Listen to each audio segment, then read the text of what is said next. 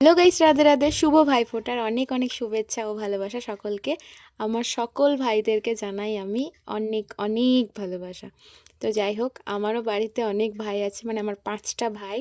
প্রথমেই আমার দিদি ভাইফোঁটা দিচ্ছে। এবার একটু স্পেশাল, কারণ দিদি এসছে, সেজন্য হইচই মজাটা আরেকটু বেড়ে গেছে। দিদি তো সব থেকে বড়, সেজন্য ওর খরচ একটু বেশি, তাই সবাইকেও গিফট দিয়ে দিল, সবাই নিয়েও নিয়েছে। সে আমার পাড়া। প্রথমেই দেখো, আমি গপুকে একটা সুন্দর ড্রেস দিয়েছি, আর গপু আমাকে কি দিল সেটা নাই বললাম। তারপর দাদার কাছ থেকে আশীর্বাদ নিয়ে ফোনটা নিয়ে স্ক্যানার দিয়ে দাদার কাছ থেকে টাকা নিয়ে নিয়েছি। যে আমার ভাই, সেহেতু আমার খরচই বেশি, তো তাদেরকেও গিফট দিয়েছি, দাদাকেও যদিও আমি গিফট দিয়েছি। তারপর সবাই আমাকে প্রণাম করেছে, আমার কাছ থেকে আশীর্বাদ নিয়েছে। এই যে ভাইকে দিয়েছিলাম একটা বন্দুক, যেটা পেয়েও প্রচণ্ড খুশি।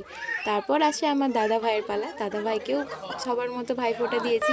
দাদা ভাই আমাকে দিয়েছে একটা সুন্দর ড্রেস, সেটা নয় পরে ভিডিওতে দেখাবো। তারপর আমার সব থেকে ছোট্ট ভাই গুগুকে দিচ্ছি ভাইফোঁটা।